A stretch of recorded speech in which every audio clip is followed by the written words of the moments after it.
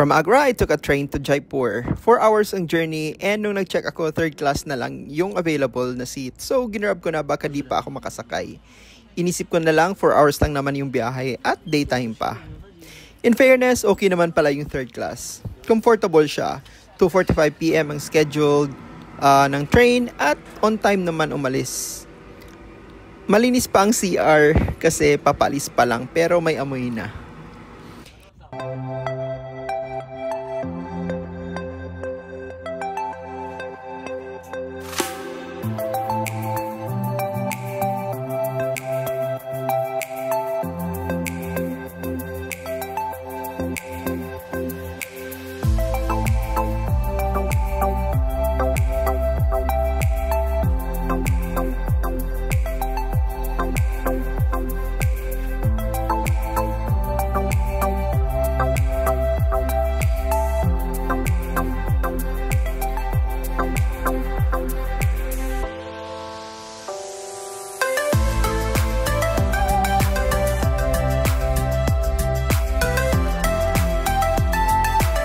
If there is one thing na everywhere mo talaga makikita, kahit saang city ka pa in India, it's basura. Makikita mo yung mga tao kahit saan lang sila nagtatapon ng basura. Kahit na minsan may malapit na basurahan na, hindi pa rin nila tinatapon doon. So ayun, ang result, basura everywhere.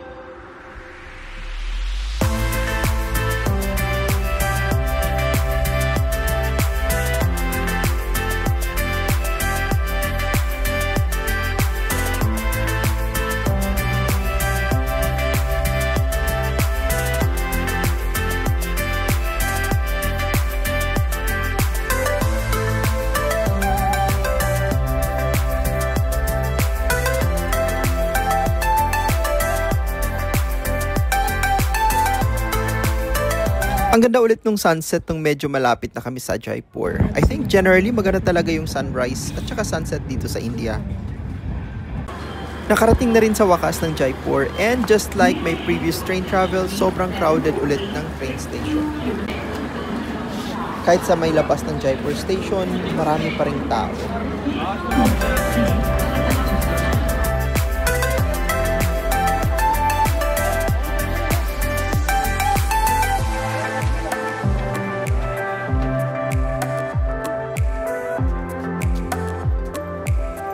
Uber car sana yung sasakyan ko, kaso kinancel nung driver nung nabook ko.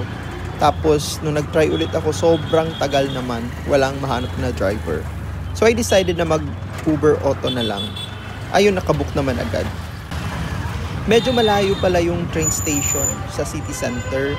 So mga, I think more than 30 minutes din yung biyahe ng tuk-tuk from the train station dun sa may hotel ko na malapit sa Hawa Mahal.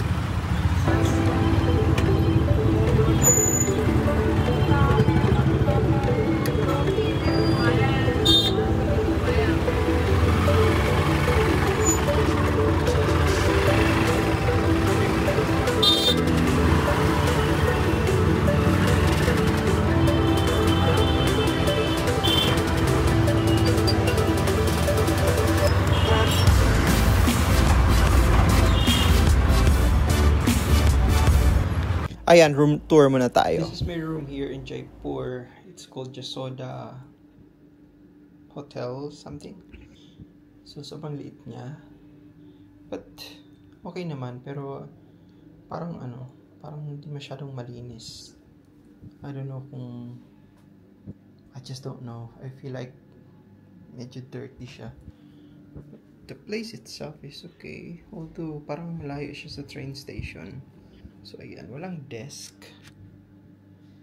Ito lang bed. Tapos nasa ground floor pala ako. So yan. Yan agad yung view ko, yung labas. Which is quite bad. Mas gusto ko yung nasa higher floor kasi. So yun, may CR. Ayan. Shower. I don't know kung magana yung heater. Ayun. It's 2 p.m. na and ngayon lang ako nakalabas. Tinamad ako today and dahil Sunday naman, pwedeng tama rin. So, pupunta na ako ng Hawa Mahal and yun lang talaga yung nasa itinerary ko ngayon. Gusto ko siya makita ng may araw tapos babalikan mamaya pag gabi na. Pero bago pumunta doon, kakain muna ako, nagugutom na ako. So nakita ko may curry place dito malapit. Yung accommodation ko pala is, ano lang, mga less than 1 km away. So walking distance lang tong Hawa Mahal from the place that I'm staying. And that's the Hawa Mahal. Maraming tao dito, of course, because this is one of the top tourist spots here in Jaipur, and usually people come here because of this, the Hawa Mahal.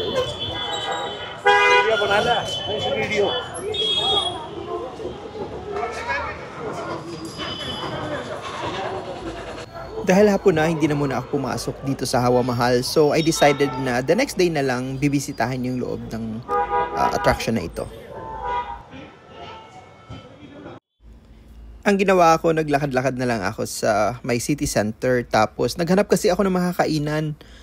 Kaso, this area, medyo wala talaga yung parang restaurant style na makakainan dito sa area na to. Sa may bandang Hawa Mahal, mayroon lang mga street food, or may mga stalls na nagbebenta ng pagkain, but naghanap ako ng something else. So, yung ginawa ko, yan, ikot-ikot muna. Pumunta pa nga ako ng bazaar. Tapos, after nung naikot-ikot ko na at wala talaga akong mahanap din na makakainan, I decided na puntahan na lang yung parang Chinese na small eatery lang naman, pero medyo malayo dito sa may city center. So, nagtuk-tuk ulit ako. Yung nakita ko sa Google Map na curry place, hindi ko naman nakita kanina. So, naghanap ako ng makakainan kasi gutom na ako. Biscuit lang yung kinain ko kaninang morning. So, probably mayroon namang mga restaurants dito malapit. Let's see.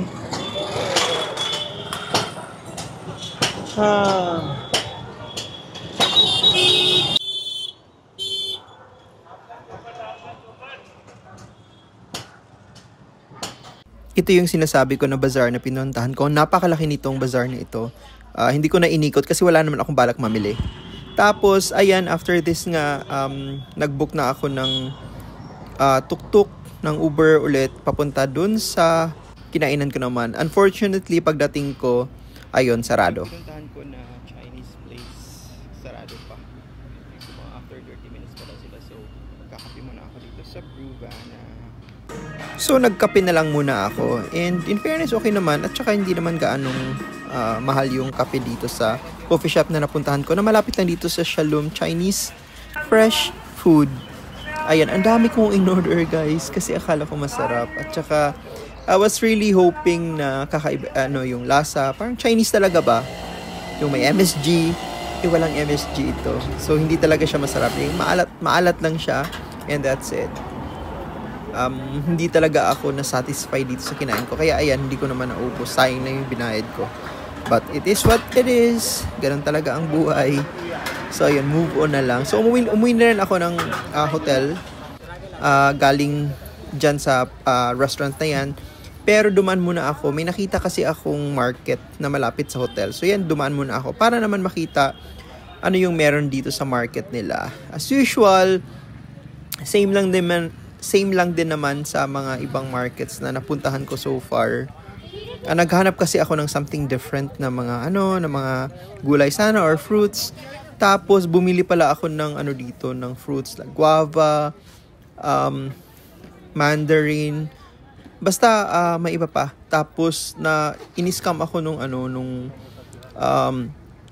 nung nagbebenta kasi alam niya tourist ako eh.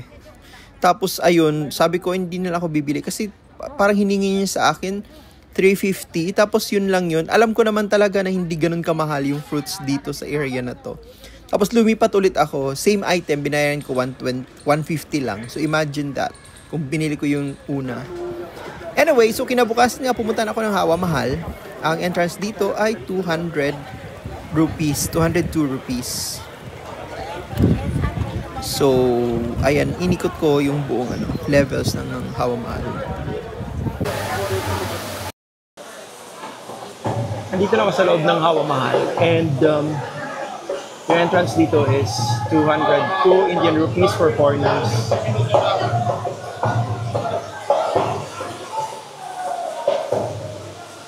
And ganito yung itsura niya sa loob. Yung facade pala ng Hawa Mahal has exactly 953 small windows. It's designed to allow royal women to observe street festivals and daily life without being seen, adhering to the Purdah system. Tapos walang entrance yung facade ng anong tawag dito, ng Hawa Mahal. Papasok ka tapos sa likod yung entrance. So wala siyang entrance dun sa may harap. And then yung isa pa sa gusto ko dito pala yung yung Venturi effect. Yung the design ng yung mga maliliit na windows or jarukas creates a Venturi effect. As wind passes through the small windows, it cools the air, functioning as a natural air conditioner, especially in the scorching Rajasthan heat. As in, napansin ko talaga yon, like, ba't parang alamig ng hangin? Kasi mainit talaga pumunta ako ng mga siguro 10 or 11 p.m. or almost lunch na ngayon.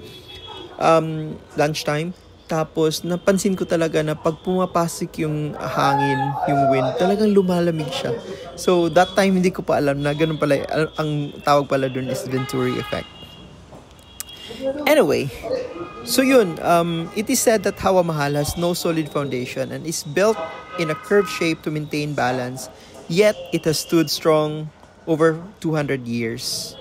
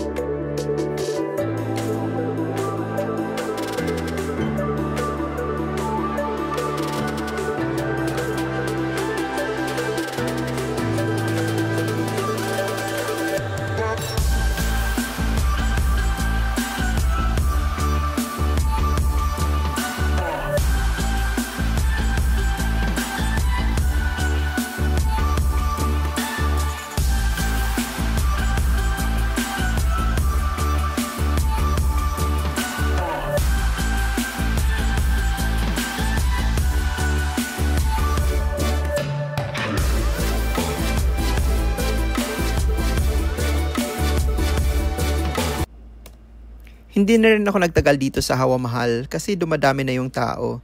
Yung ginawa ko, pumunta muna ako ng Windview Cafe na nasa harap lang ng Hawa Mahal and maganda yung view dito. Ayan, nakikita nyo naman. Yan yung view from the Windview Cafe na nasa harap ng Hawa Mahal. So, ayan, may bayad dito pero nababawas dun sa bill mo. So, 200 rupees tapos ibabawas sa bill mo. Anyway, ayan. So yung view, hindi rin masyado ako nagtagal kasi mainit. Kasi open cafe siya and wala naman talagang ibang gagawin doon kundi yan, mapanoorin mo yung harap ng Hawa Mahal. At saka maraming tao. Meron pala yung Data 2 Cafe na end lounge sa tabi ng Windview Cafe and same lang naman yung view din. Although masikat yung Windview Cafe. So ayan, bumalik na ako ng hotel after. Papunta ako ngayon sa Nahargarh Fort para sunset doon. Kasi maganda daw yung sunset. The view doon. Tapos ito na naman, so nag-book na ako ng Uber. Ang nakalagay doon is lang 164. Tapos nung so tinanggap naman ng tuk-tuk driver. Tapos nung mga nasa after siguro 10 minutes, suminto siya at sabi niya, dagdagan ko daw yung yung pamasahe. Tapos hindi masyado marunong mag-English. Nahihirapan ako makipag-negotiate, ganun. Tapos hanggang sabi niya, dagdagan ko lang ng 200. So ako naman, kasi ayoko na ding ayoko na ma-hassle. So sabi ko, akala ko parang instead na 164, gawin na lang 200. Hindi pala, gusto niya, dagdagan ng 200, so 364 lahat. So, sabi ko, too much. So, sabi niya, 300 na lang daw. Meron naman akong room for ganyang mga scammers. So sabi ko, sige 300, okay na yan. So yun, papunta na kami dun ngayon. Minsan talaga guys, kailangan nyo lang tanggapin na lang na may mga ganitong sitwasyon. Ako meron din akong limit, like kung hindi naman lalagpas ng 300 pesos, okay lang yun. Kumbaga yun yung limit ko na mas ganun. Medyo malayo-layo dito at saka kasi paakyat, nasa tuktok siya ng parang hill, so kaya siguro nagpadagdag siya or something, or baka wala siyang pasahero papalik, or I don't know, hindi kasi siya marunong mag-English talaga, kaya hindi ko maintindihan, hindi kami magkaintindihan. So, ayun. Sana maganda nga doon view doon. At sana may sunset today para mas masaya. Andito ako sa sunrise view area sa Nahargarh Fort. And yan yung view ng Rajasthan or probably Jaipur area. I'm not so sure pa. Basta Rajasthan is the state and Jaipur is the city. So I'm not sure if it's Jaipur or another city. Kasi medyo malayo-layo pala talaga siya. Doon sa pinanggalingan ko sa hotel ko. So there go. Tapos may isang structure dito. Ayan. Hindi ko alam kung saan ako magbabayad ng entrance fee. Baka doon sa kabila. Kasi nandun talaga yung structures ata sa other side. Doon sa may sunset view area. So, lalakad tayo doon. Pumunta muna ako dito kasi madadaanan tong sunrise view deck sa other side. So, may nakita akong 2 foreigners na pumunta dito. So, sumunod lang din ako sa kanila. Tapos ngayon, pupunta ako doon sa may sunset na. It's now 5:45 and around 6:30 yung sunset. So, may oras pa tayo. So, pasok tayo dun sa loob. 202 Indian rupees ulit yung entrance dito. So guys, kung pupuntahan nyo lahat ng attractions, meron silang parang pass, 1-day pass, para mapuntahan mo lahat ng attraction. And it's gonna be mura. Pero sa akin kasi, 2 lang talaga yung gustong puntahan. Itong Nagarhar Fort at saka yung Hawa Mahal. So hindi sulit sa akin yung pass.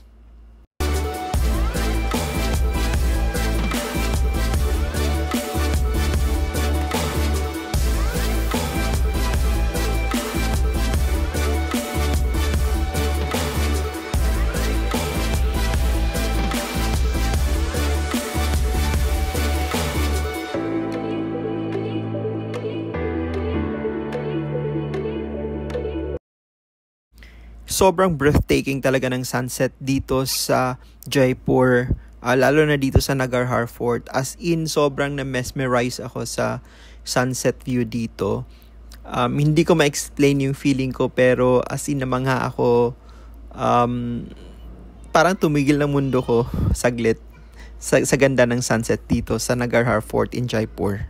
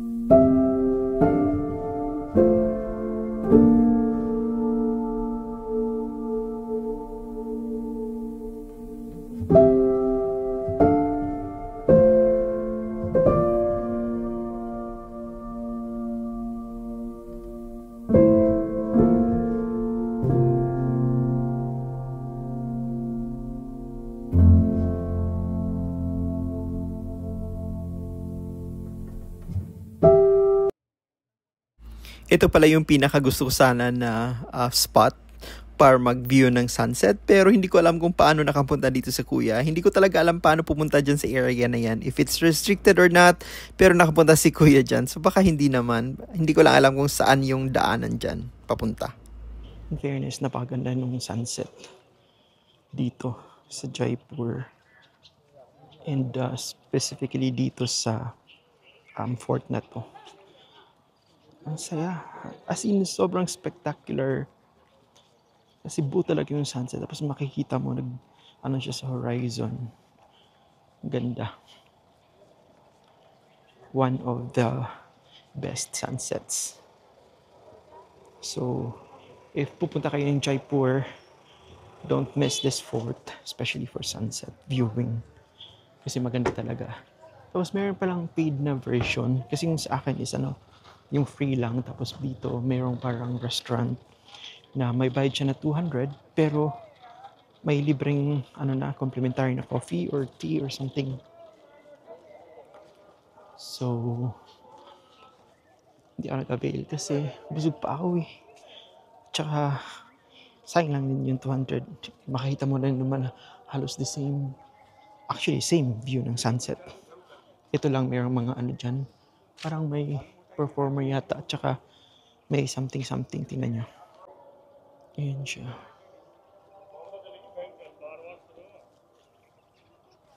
Yung maganda rin siguro doon is syempre may upuan at saka mas comfortable siguro kasi may bayad eh.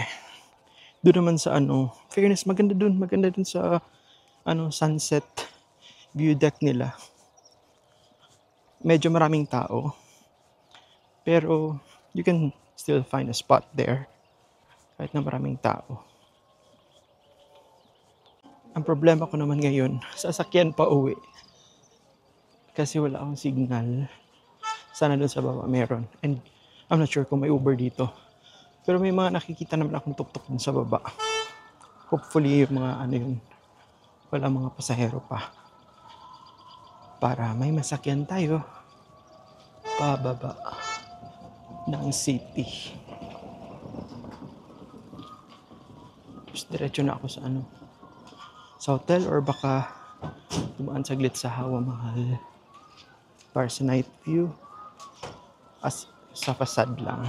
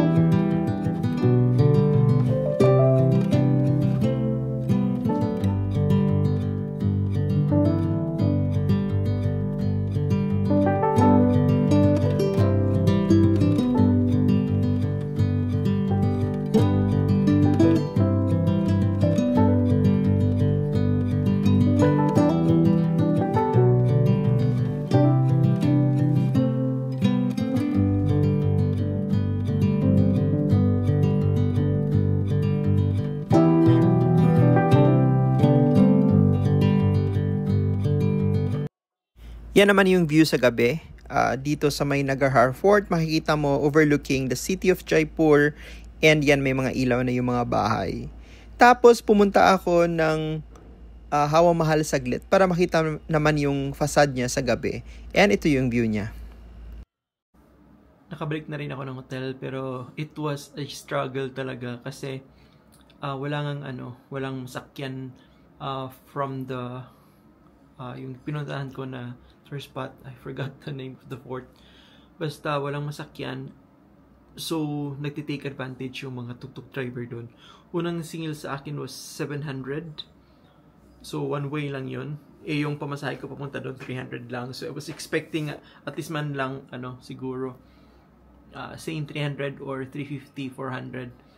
Pero, ayaw talaga nila. So, yung last price daw nila is 550. Tapos, naging 500. Tapos, may nakita akong dalawang tourist din. Mag-jowa sila. Makikisabay sana na lang ako. So, sabi ko, ano na lang, share na lang tayo. Aba, hindi sila din pumayag kasi daw, hindi daw kami magkasama. Kasi yung girl is Indian, tapos yung guy is European. So, yung guy yung kausap ko. Sabi ko, sige na lang, kung ayaw na talaga, sabi nga namin 600 tapos tatlo kami para 200 each.